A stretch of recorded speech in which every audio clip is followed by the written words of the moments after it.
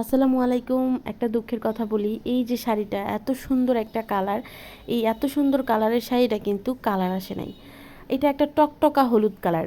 কালারটা এত সুন্দর, এটা ছবি দেখলেই বুঝতে পারবেন, কিন্তু মেঘলা দিনে ভিডিও করেছিলাম, কালারটা একদমই আসে নাই। আমি এত দুঃখ পাইছি এইটার কালার দেখে, এই কারণে ভিডিওটা আমি ছোটই রেখেছি আর এটার সেকেন্ড কোনো ভিডিও পেন্টিং করি নাই। আমি প্রথমে তো বুঝতে পারি না যে কালারটা সুন্দর আসতেছে না, ভিডিওটা শেষ করার পর বুঝতে পারছি যে কালারটা ভালো আসে নাই। যাই হোক, আপনারা যারা হচ্ছে আমার ফোনের অবস্থা জানেন যে আমার ফোনে হলুদ কালারটা ভালো আসে না, তারা নিশ্চয়ই বুঝতে পারবেন এটার রিয়েল কালারটা কীরকম হয়।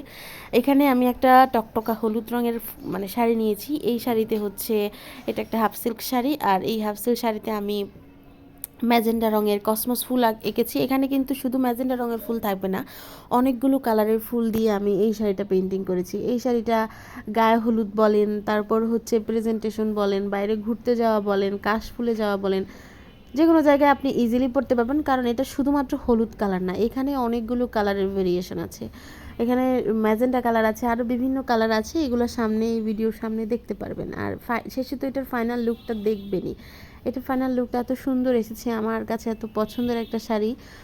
এখনও পর্যন্ত মানে এটার ছবি তুলতে পারি নাই। এই শাড়িটা পেন্টিং করেছি অনেক দিন আগে, মানে ছবি বলতে গায়ে পরে ছবি তুলতে পারি নাই। এর আগে এটার অনেকগুলো অর্ডার এসেছে, আলহামদুলিল্লাহ সবগুলো কাজ করেছি। এমনিতেই বেলকনিতে রেখে ছবি ফেসবুকে দিয়েছিলাম, সেইখান থেকে আলহামদুলিল্লাহ ভালো কিছু অর্ডার এসেছে, সেই কাজগুলোই করছি। কিন্তু সময় পাচ্ছি না যে এই শাড়িটা গায়ে পরে আপনাদেরকে দেখাবো। এটা মানে কোথায় যাওয়া হচ্ছে না, আর এইদিকে টানা বৃষ্টি, পুরা পূজার কাজ আমার করতে এবার এত কষ্ট হয়েছে, সারা ঘরে রং টং ছড়ায়, অবস্থা খুব খারাপ হয়ে গেছে। কারণ একটা শাড়ি না শুকালে অন্য শাড়িটা বিছায় ফেললে আগের শাড়িটা কোথায় রাখবো সেই চিন্তা করতে করতে আমি হয়রান। এই ও দেখা যায় ঘরের মধ্যে দড়ি টড়ি টানায় বিভিন্ন জায়গায় হচ্ছে শাড়িগুলো দিয়ে রাখছি।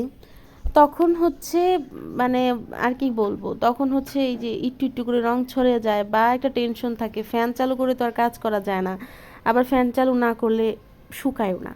তো সব কিছুর তো একটা লিমিটেশন থাকে, আমাদেরও তো কিছু প্রতিবন্ধকতা আছে, লিমিটেশন আছে। পূজার সময় যেহেতু ঈদের সময়ের মতোই অনেক মানে অর্ডার থাকে, আলহামদুলিল্লাহ অনেক কাজের চাপ থাকে, তখন হচ্ছে চেষ্টা করলেই তো হুট করে লিমিটেশন বাড়ানো যায় না। তবে চেষ্টা করেছি আলহামদুলিল্লাহ, যারা যারা অর্ডার করেছেন সবাইকেই দেওয়ার, কিন্তু একেবারে শেষে যারা অর্ডার করেছেন তাদের তো আর সম্ভব না, একদিনে তো আর একটা শাড়ি দেওয়া যাবে না। যদি রোদ থাকে সেই ক্ষেত্রে ভিন্ন কথা, কিন্তু রোদ নেই, কিচ্ছু নেই, আমি একদিনে কীভাবে শাড়ি দিব। যাই হোক, স্টকে থাকলেও দেওয়া যায়।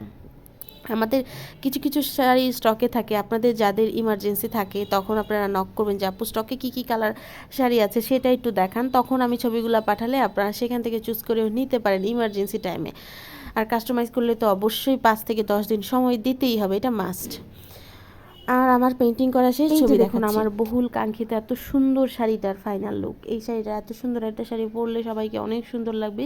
শীঘ্রই এই শাড়িটা পরে আপনাদেরকে আমি ছবি দেখাবো। আর এই শাড়িটা ম্যাচিং পাঞ্জাবি সহ অর্ডার করতে পারেন। আর শাড়িটা কেমন হয়েছে সেটাও জানাবেন। সবাই ভালো থাকবেন। আসসালামু আলাইকুম।